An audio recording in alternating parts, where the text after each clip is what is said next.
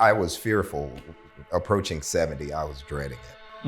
And I'm embracing it now because, number one, I'm in better shape than I've been in probably 40 years. Yeah. That phone call I was just on, when you walked out to get me, that's my grandson. I drove him to the place where I went to treatment 25 years ago. And I said, listen, if it was not for this place, I wouldn't be here with you today. I need you to trust that this place helped me turn my life around. It's not adequate to just colorize the problem, because just hiring African-American staff without there being cultural influences that can produce identification, then you're just colorizing the problem. I think God has blessed me to be functional enough and active enough to be able to do something meaningful with the rest of my life. And this is it. I'm convinced that this is the thing.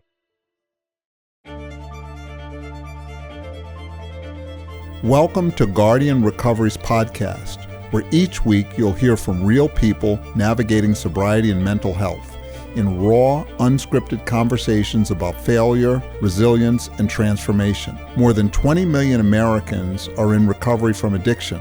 Millions more are silently fighting battles within their own mental health, often at the very same time. This is the Recovery Guide with Michael Hubbard.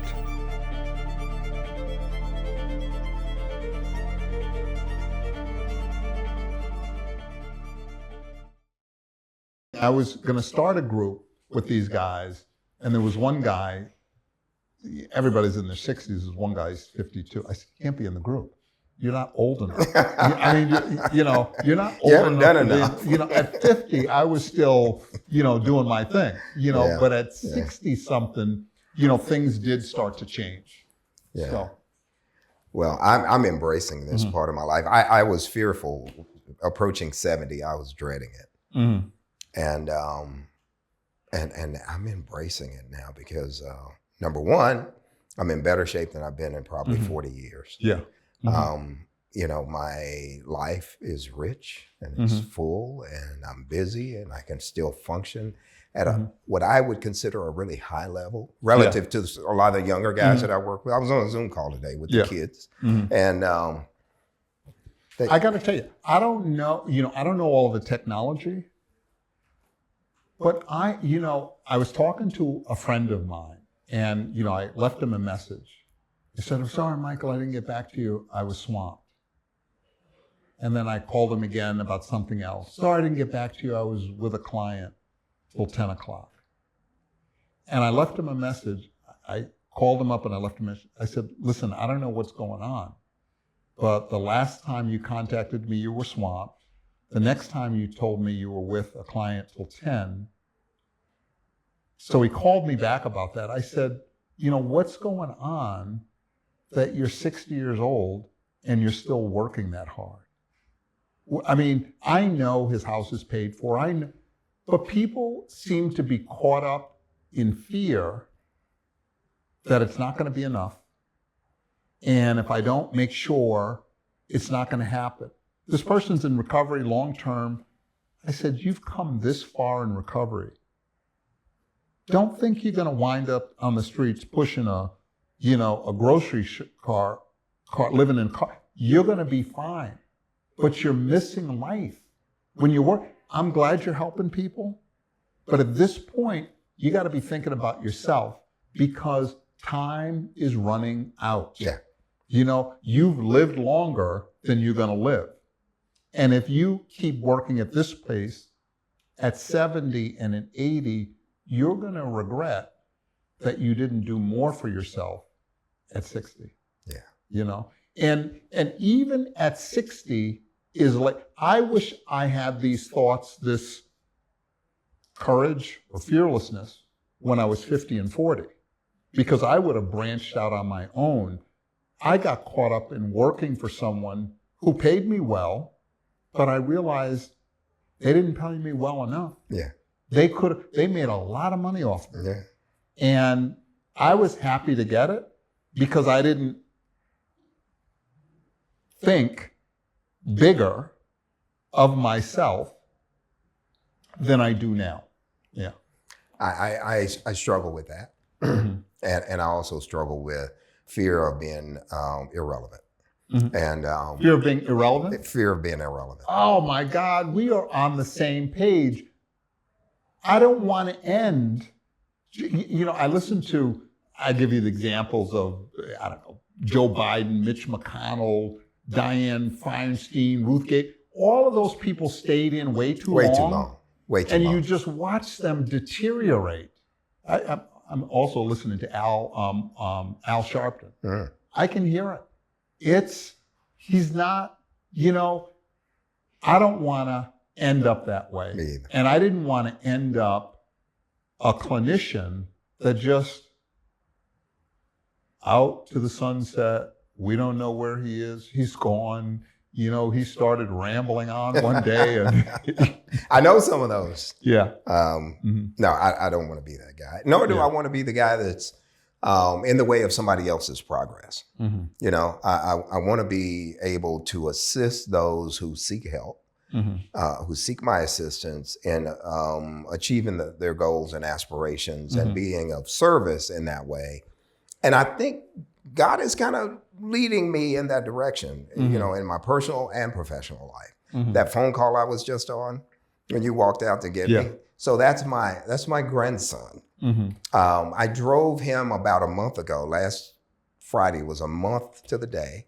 I drove him to the place where I went to treatment 25 years ago. And I went to treatment and I went to this halfway house, and it's truly a halfway house. It's not sober living as we know it today. It's a halfway house. You get a job and you chop wood and carry water. You do the deal. And so he's been there a month. It's not the greatest place. I didn't think he would stay. Oh, you took him there to live? I drove him there. Oh, you didn't drive there just to... No, I didn't. We didn't go Grandpa sightseeing. went. Okay. No, this is where he lives now. Okay. This episode is sponsored by Guardian Recovery. If you or someone you love is struggling with addiction or mental health challenges, Guardian can help. Visit guardianrecovery.com or call the number below for confidential support and guidance. He went to treatment one other time, about 4 years ago at a really nice place in Texas, but he was not intending to get sober and stay sober. He was just getting the heat off. And so I think he, in some ways he kind of thought he was going to a place I didn't tell him where he was going. I didn't give him the name of the place. He came by my house. He was beaten and broken. I finally convinced his mom and dad to stop enabling him. He went about 3 weeks with a pretty hard landing. He shows up at my house. He was living in an RV, like a Winnebago. Yeah. Big one, like 35 feet. Yeah. And he shows up and he says, I'm hungry. I haven't had a shower in 3 or 4 days. And I said, well, come on in. I'll cook you dinner. And so my wife and I, we cooked dinner and we fed him, and he sat on the sofa and he went to sleep. And so we left him there until about 9 o'clock. And 9 o'clock comes around and I woke him up and I said, carry on, it's getting close to my bedtime. And he says, okay, can I go and take a shower? And I said, no, you cannot. He said, okay, can I park my RV on the street? My house is on a corner. He says, can I park I said, no, you cannot. They'll call the cops on you. In this neighborhood, we don't allow vehicles like that. So you're gonna have to leave. And he says, well, I just need help. And I said, you do? I can help you get help. But letting you shower and park your RV, that's not helping you. You've done that. You've been living in that thing for the past few weeks. You can spend another night. But tomorrow morning, if you really want help, I'll take you to get help. And the next morning, he comes by and he says, I'm ready. Where can I leave this thing? He said, at first he said, well, can I take this with me? I said, no, we're going 3 hours away from here. And he says, well, is there somewhere I can leave it? And I said, I'll tell you what, we're going to go around the corner to one of these self-service service stations, and truckers park there sometimes. I said, you're going to park it there, give me the keys, and we'll get it somewhere. So I drove him to this place. Now, this place was rough 25 years ago. Yeah. It's rougher. Yeah. We drove up. There's a crowd of people sitting around. I thought, oh my God. And I looked in the back seat. I had a buddy of mine with me.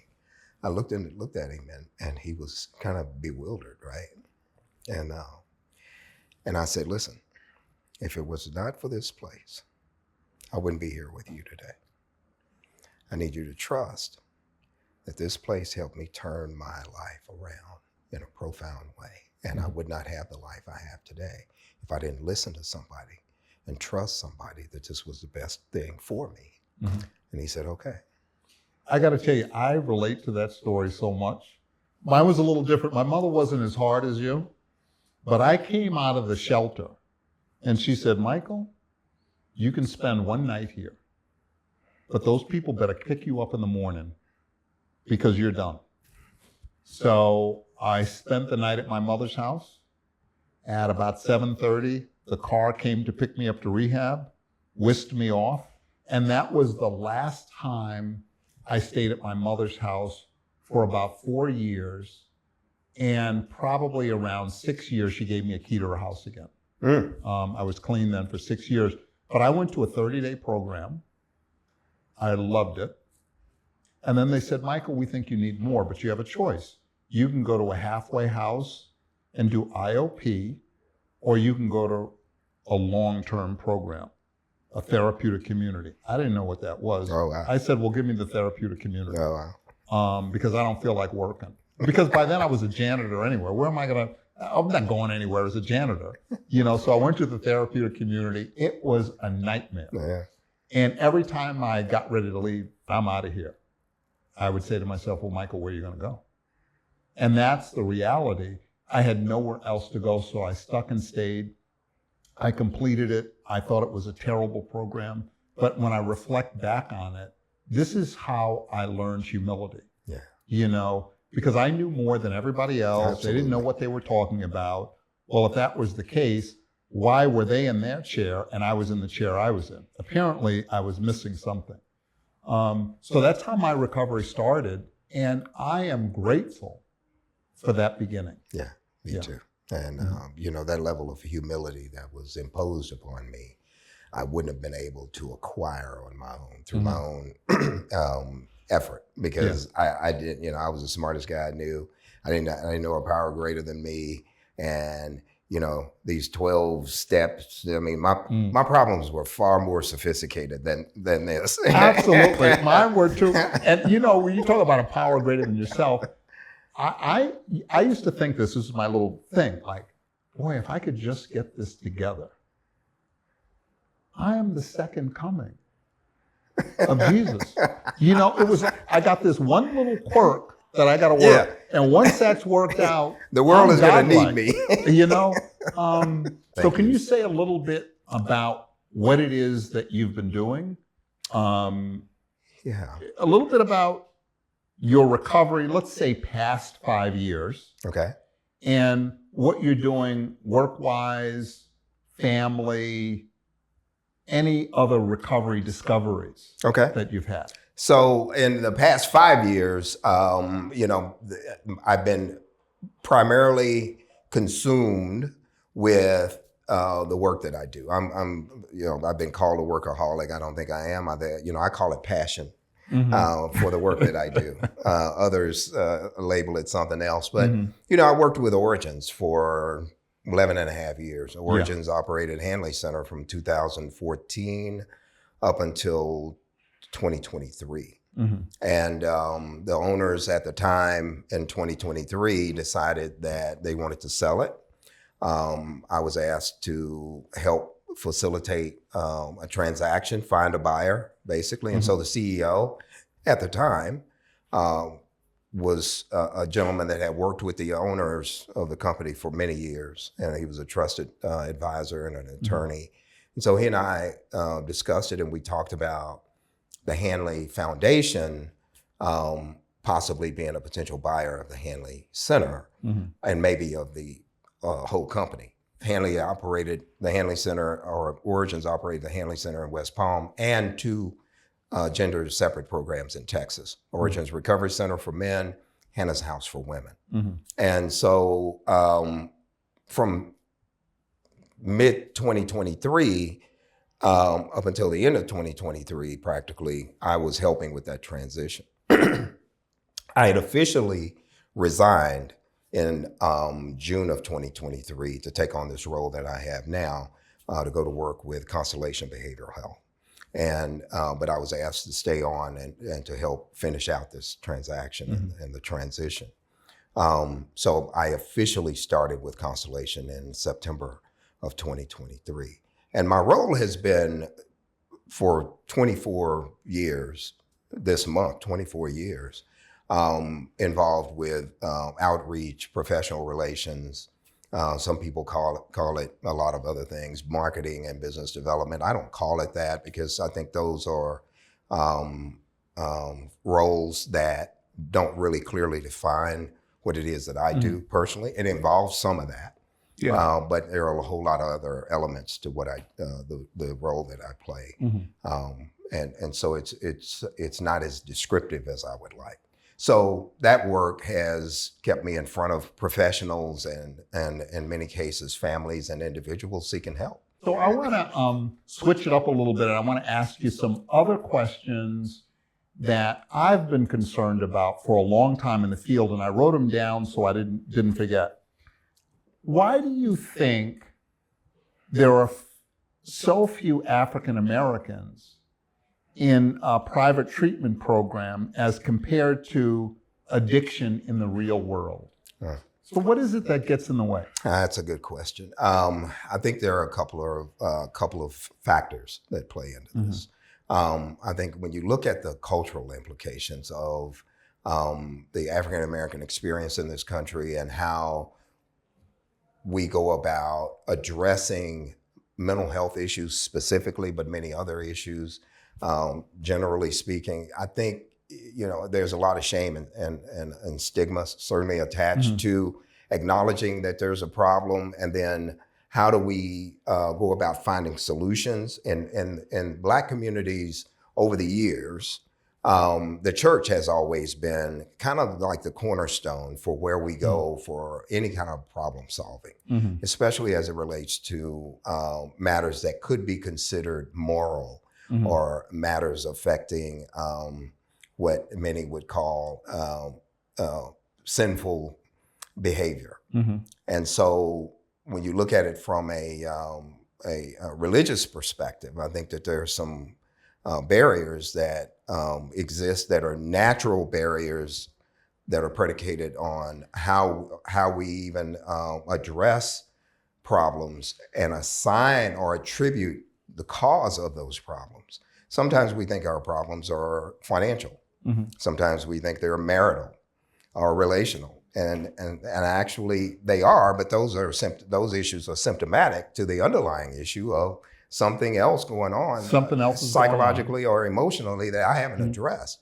We don't address, as a society, we don't address those things, I think, early and straightforwardly. But when we look at African American society, I think it's even more of a challenge because, I can only speak to my own experience as to how I viewed my condition before I got help.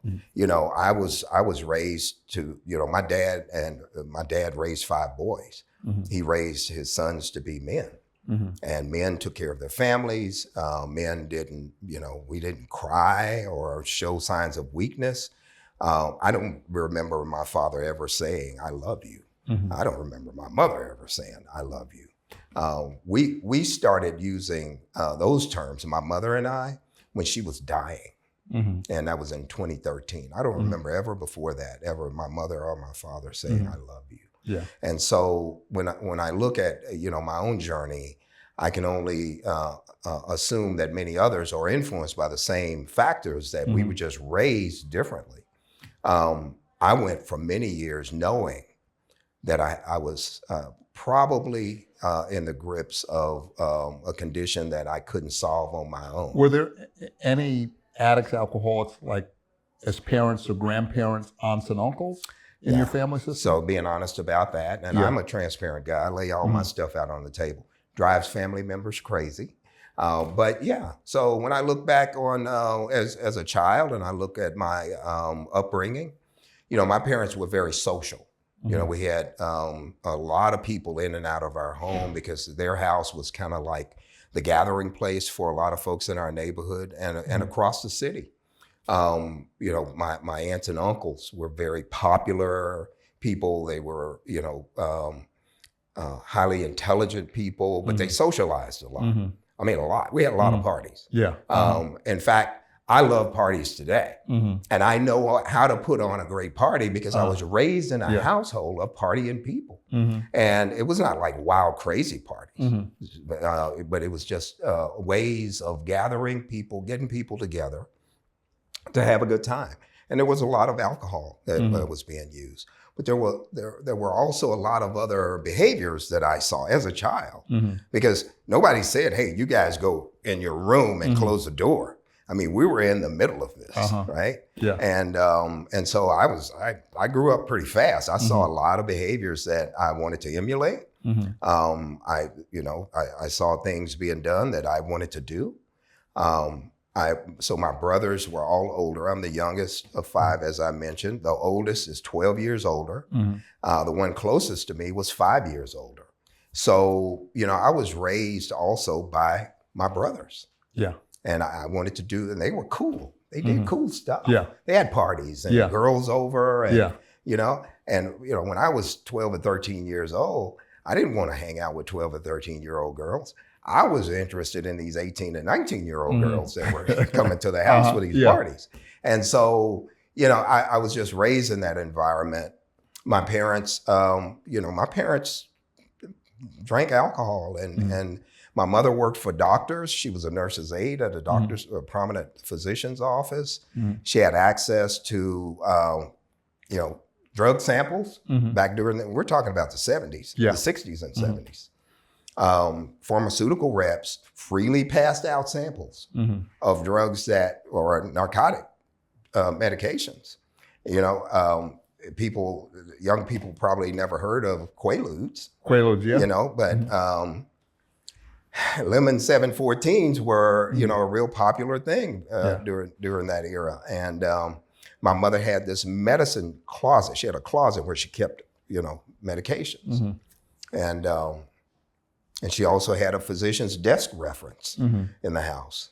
And so, you know, by the time I was 14, 15 years old, I was smart enough to be able to, you know, get the PDR and match up some of these medications to the pictures in the PDR and figure out what they'll do if I took 2 of these or 1 of those. Yeah, I could kind of have a little party on my own. So you know, the reason why I asked about the family, because I was trying to make a connection between the family and the church. And when we talk about the genetic predisposition to addiction for some people, so let's say that's 20% of the population. So if 20% of the population are addicts and alcoholics, if the solution is going to the church, and the church has no real education on addiction, they certainly know about the Bible and all of what the Bible offers, but there's a tendency to send you to the preacher who really doesn't understand the disease of addiction. Yeah. And if it is a moral deficiency, that can really work against the person that's trying to get help. Now, in my family system, my parents, grandparents, great-grandparents, from what I know, there was no addiction. But me and my brothers were all addicts. I cannot speak for my brothers, but my addiction was more shame-based. I didn't feel good about who I was. And when I found drugs, relief from who I am, and I prescribed myself initially marijuana, then wound it up being crack. And so I used drugs and alcohol to just get through life. Yeah. And I'm an Episcopalian, so we don't come from that kind of, the Baptist kind of church thing that we would go to the preacher for anything. My mother put us in counseling. I kind of thought it was bullshit.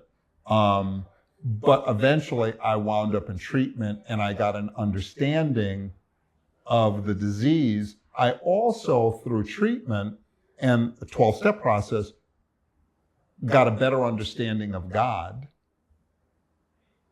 and a higher power, something that worked for me. The religious didn't work for me in that way. It was just too hard for me to understand, and I don't think I ever would have gotten recovery if I didn't come through the route that I came through. Now, this route has led me to God, but I don't think I could have gotten there through a church. And I think a lot of African Americans, and I don't want to offend anybody, but I think it sometimes can support their denial or not really doing the work that needs to be done if you go that route. Yeah. Now, that route can lead you back to the church and lead you back, but I don't prescribe that for people to go first who are truly addicted. I'm not talking about abusers or somebody who uses just a little too much here and there. Maybe they can get it in church, but I think there needs to be a formal treatment, and African Americans need it. African Americans are thriving in recovery, but I don't see them in treatment. Let me give you an example. I worked at a treatment program that there were more Asians adopted by Jewish families than African Americans. And that's just kind of an odd kind of thing. So I'm just trying to figure out what it is that gets in the way, usually, and I'm talking probably more middle class, upper middle class programs. Why are there so few African Americans? Well, I've actually seen it in state-funded programs. The first treatment program, the only treatment program I went to, is a nonprofit. And it was a state-funded facility. And I was asked the same question in 2001. I went to work for that same treatment program in 2002. And the CEO of that program asked me the same question in 2002 as to why there were not more. And this was a free program. Yeah. And I attribute the barriers today to the same issue that I saw then. It's what we're talking about. I think to a large extent, so many African American families are rooted in or anchored to religion, just through the African American journey in this country. The church has always been an integral part of our lives, and so when problems come up, we go to the church or to church elders for solutions. And to your point, not having the education to really understand the nature of addiction and how it manifests itself in the lives of families as well as individuals. Because so many folks that I encounter, especially in African American families, they don't think the problem is with him. It's not with us. We don't have a problem. Yeah. I don't need help. He does. And you know what? When people do that, I list eating too much, eating too little, sleeping too much, sleeping too little. Working too much. Working too much, mood sensitivities, concentration problems. And I will give you, Mom, a list of things that you've experienced in reaction, in response to addiction. So you have gone through the exact same thing the addict has gone through, but you haven't had the benefit of getting high, in between. And that's why you need to be treated. And they seem to understand, if I do this list, have you ever experienced that? You go down these, yeah. And you've been going through this for 20, 30 years. You went through this as a child because your mom was impaired or your dad was impaired, and you had to caretake for your brothers and sisters. So you lost your childhood, but you got patted on the back for taking care of others. So you see that as a badge of honor. But if I look at your story, if I looked at your story in a movie,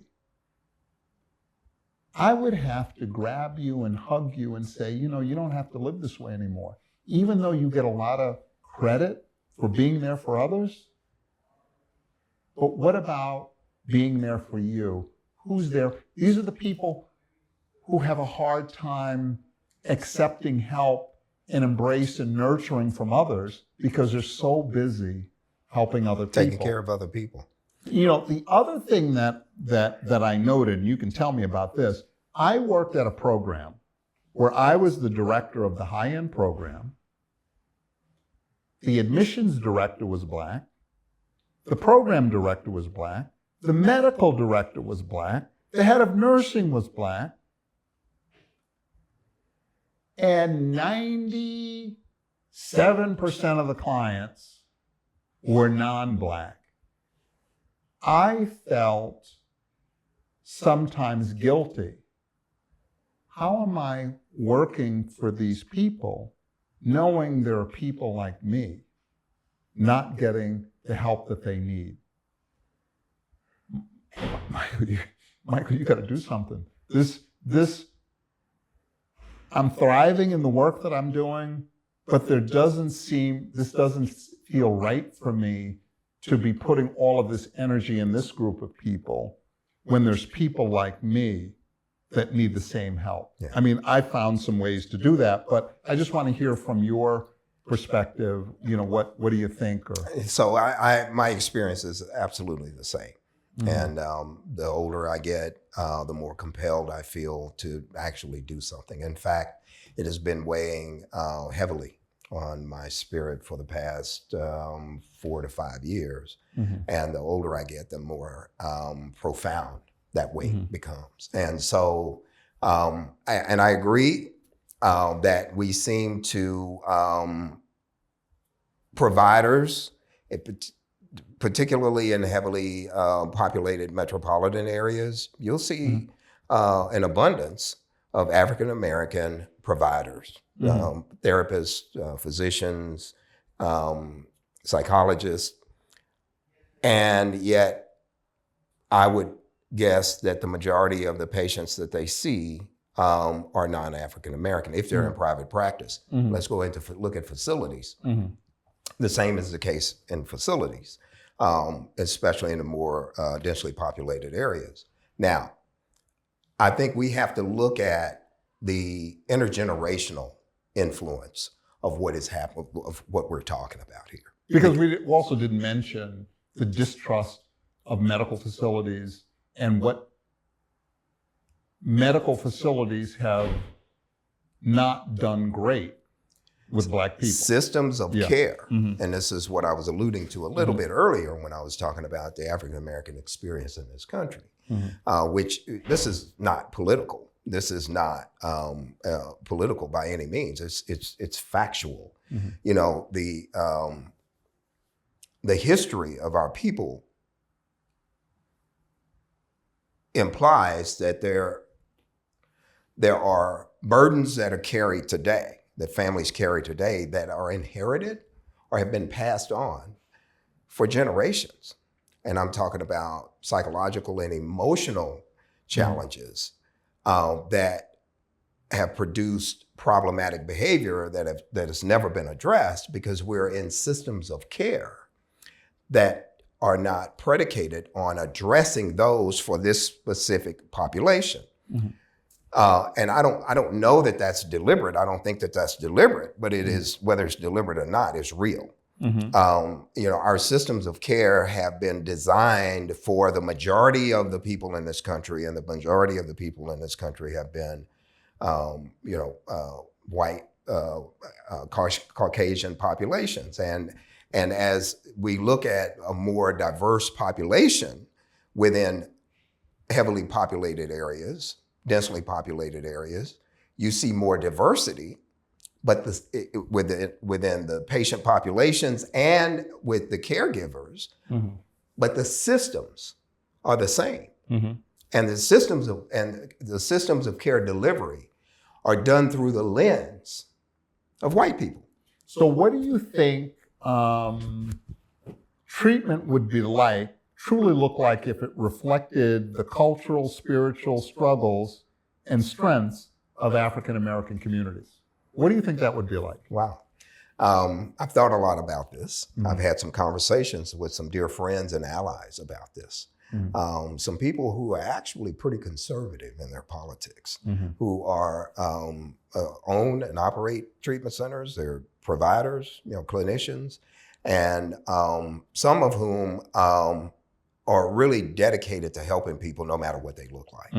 And so when I have these conversations, many of them are shocked to know that these barriers even exist, because the assumption is that these are financial barriers, and which is also a little bit demeaning in that the assumption is that if I'm African American and I am not afforded access to care, it's because I can't afford it. And that's just not true. And I found this to be the case when I made a deliberate effort to go out and try to find ways to reach African American populations through outreach and community education and some other initiatives that I engaged in. And what I found is in many cases that it's far more cultural than it is financial. Certainly there are people who experience financial limitations that will not afford them access to care. But let's go back to that nonprofit state-funded treatment center that I was talking about. It was free. Yeah. And the problem existed at that level as well. So let me tell you, I went back, I think it was Thanksgiving of this year. I went back to that therapeutic community that I went through, and I wrote a book. So I brought my book there to give out. I was shocked that there were only 2 African Americans in that whole program. And again, it was free. Yeah. And it was like, how is this? How does this happen? I think it's in some cases, there's a misconception that if we diversify our staff, our clinical staff, our medical staff, that can help eliminate some of the barriers, or at least minimize some of the barriers. And I think that there's an error that we can make, that well-intentioned people, and I've made this error myself, in assuming that, if I had more African American providers or caregivers, that, they would, reduce some of the barriers and possibly some of the stigma associated with getting help, admitting that you need help and getting help. It's not adequate to just colorize the problem, because just hiring, African American staff without there being cultural influences that can produce identification, then you're just colorizing the problem.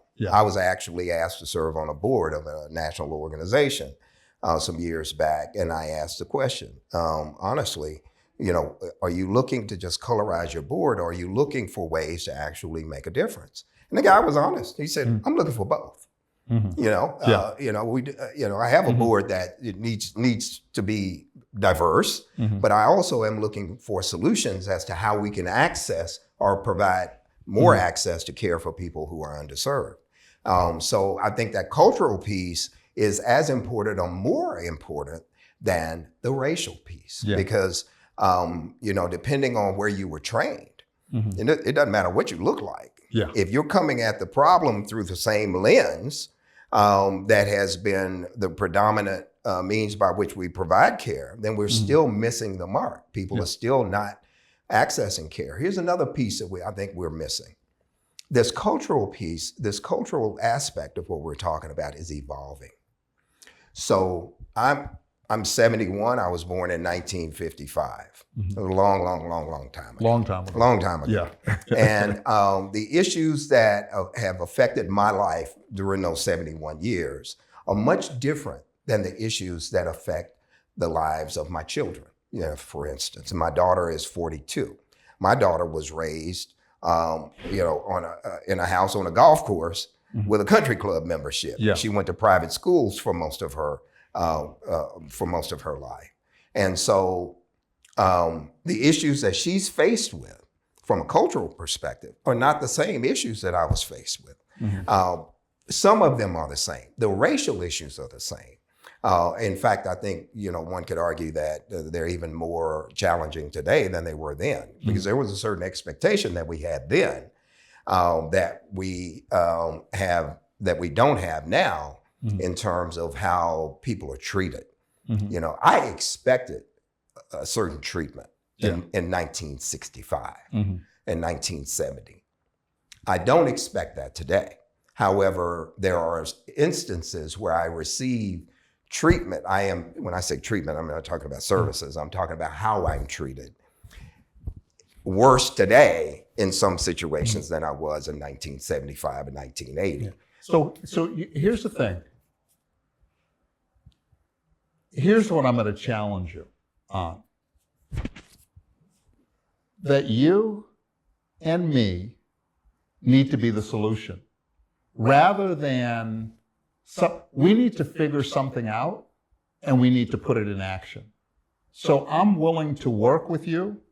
I'll let you be the brains of the operation and let me have some creative freedom in developing something for African Americans in recovery, because I have an expanded view of what recovery is. Recovery isn't just don't drink and go to meetings. I am a mountain climber. I am a beekeeper. I'm an adventurer. I feed wild hyenas. I go gorilla trekking. I do all kinds of things that I personally think are interesting, which other people have other things, but recovery needs to be able to explore all of these things. One of the biggest things that I learned in recovery was I needed to recover my dreams. When I was a child, I was a daydreamer. And all I did was dream things. When I got to recovery, as I got some time in recovery, I started thinking about my dreams as a child. I used to watch nature shows. I want to go on safari. I've been on 4 safaris. Wow. I did a primitive living course in the desert. I lived with the Tarahumara Indians. These were the things that I was interested in. I ran 155 miles through the Sahara Desert. Do you know I was in Egypt, and I was the first Black person to run 155 miles in this particular race in Africa. Everybody else was from Europe and other United States and all these Asia, different countries. I was the first one to run that race, and they had been doing it for about 15 years. That was Black, running that race in Africa.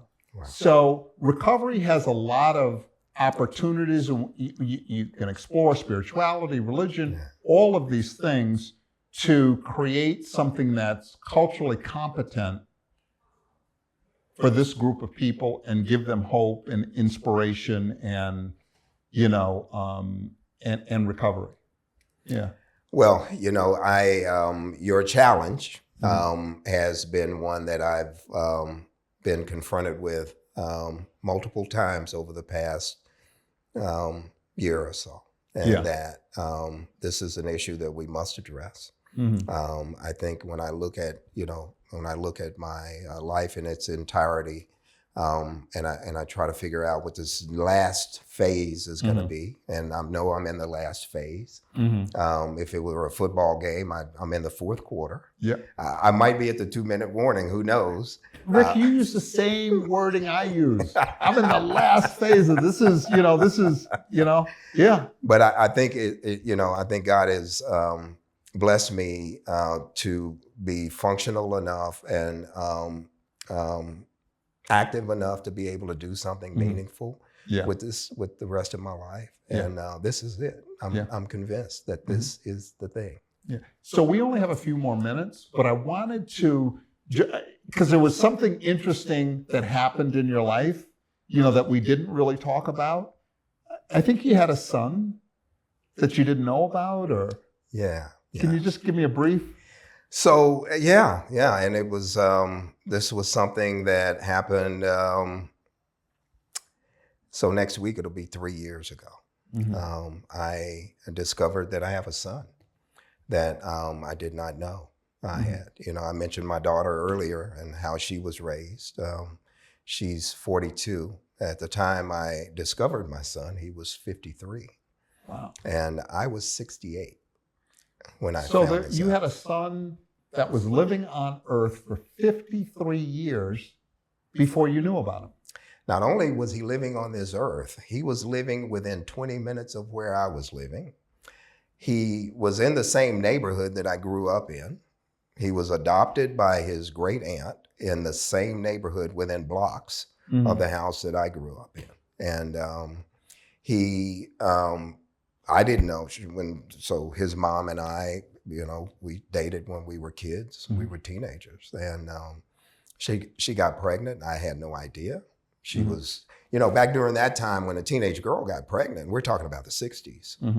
Teenage girl got pregnant, it was a huge source of shame, particularly if you were part of a religious family in the community. They looked upon that with great shame. And so she was whisked away, I found out later on from some of her relatives.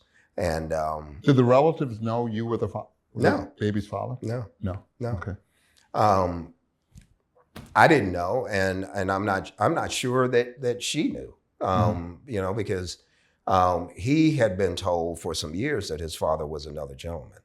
And yeah, and so and there would have been no reason for me to think it if she didn't tell me. And so there was no indication whatsoever. So how did you find out? Just totally by chance. In March of 2023, I went to a funeral, that of a friend, a lady who was a social worker in Fort Worth, Texas. She had helped a lot of women get well, and she passed away. She had a heart attack and passed away. And so my wife and I went to her funeral, and during her funeral, I was reading the obituary, and I saw that she has a half sister. They have different last names. I know both of them, but I did not know they were sisters. And I was sharing that after the funeral with some friends, some of whom I grew up with, that I never knew they were sisters. And somebody said, well, she's here. She was here at the funeral. And I said, well, I didn't know that. So when I was reading the obituary and I saw that she was my friend's sister, I looked for her, but I didn't see her.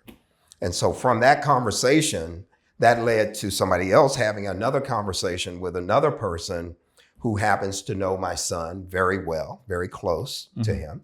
And when that person made the connection, and she knows his story about being adopted, and he had a tough childhood, a real tough childhood.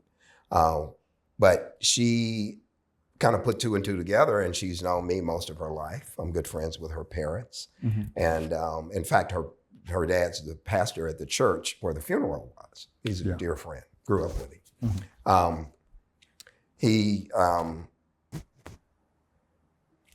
He had grown up in this same neighborhood. He has become a very well-known artist. He's won 20 Grammys. He's a singer. He's a not much of a singer, but he does sing. He's a songwriter and a musician, and his name is Kirk Franklin, and he's a very well-known guy in that music world. And that wow. And let me just ask: do you have any of these talents? Are you a writer, singer, rapper? Or I am musical. Let me put it that way. I actually took piano lessons when I was probably 5-6 years old. I had a couple of lessons, but I am musical.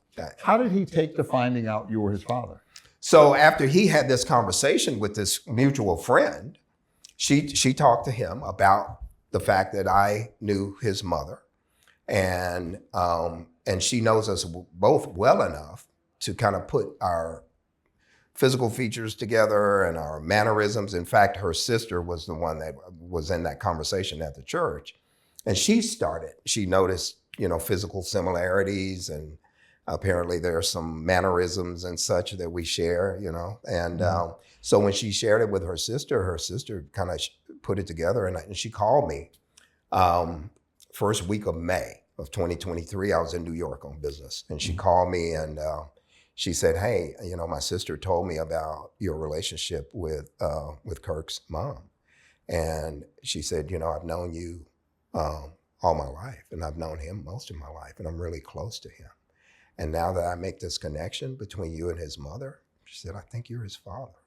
And I've shared that with him. And he wants to know if you'll do a paternity test. And what I didn't know at the time was that he, after she had shared that, he and his wife and her family had done a little bit of research. And there's some YouTube videos out there that I've done, some similar talks and podcasts. And they had seen video of me. And they were convinced as well. Wow. And so that led to a meeting between us some weeks later after. So I agreed to get a DNA test, get a paternity test. And I ordered one on Amazon.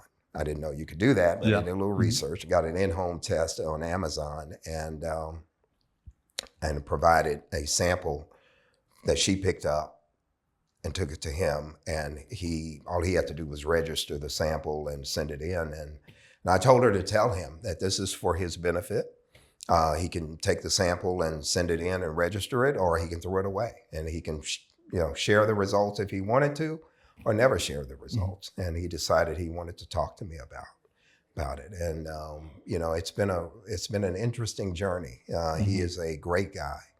We are developing a relationship that is predicated on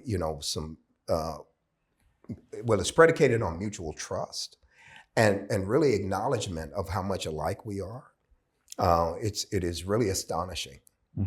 The similarities that we have. And some people say they're physical similarities. I don't see it. He's a really good looking guy and I don't see that in me that much, But you're being humble now? Well, and the fact that I never have thought much of myself in that way. I just, but there are so many other personality similarities that we share. And so it's been a fascinating journey for me because it's an opportunity for me to kind of look at myself. I see me in this guy. Right? The reflection. Yes. Yes. Yeah. And so a lot of our conversations are about these things, like, do you like this thing or that thing? The first time we went to a restaurant together, he ordered, food and grabbed the pepper mill and he was just grinding the pepper mill like that, which with his left hand, which is what I do with my left hand. Yeah. And that's just one of many just nuanced similarities. But I'm just kind of thinking about, so he's your son, you're his father.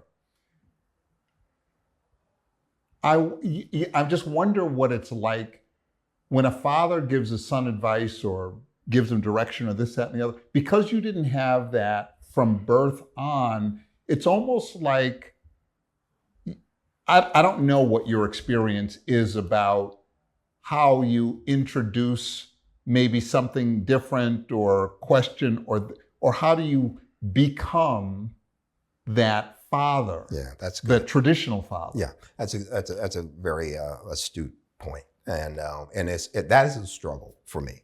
Yeah, because I am a father, and when I say that, it doesn't have. It's not just about my lineage, my offspring. I'm a father. I was raised by my father. And in raising my daughter, I am her father, not just her dad, not just her, DNA donor or whatever, And so when I am interacting with him, it's a challenge because at his age, we're so close in age. He's a grown man. He's a grown man with grown children. Yeah. I have grandchildren. Overnight, I had grown grandchildren. Yeah. And that's another story. But so it's a challenge for him too. This is my father. Yes.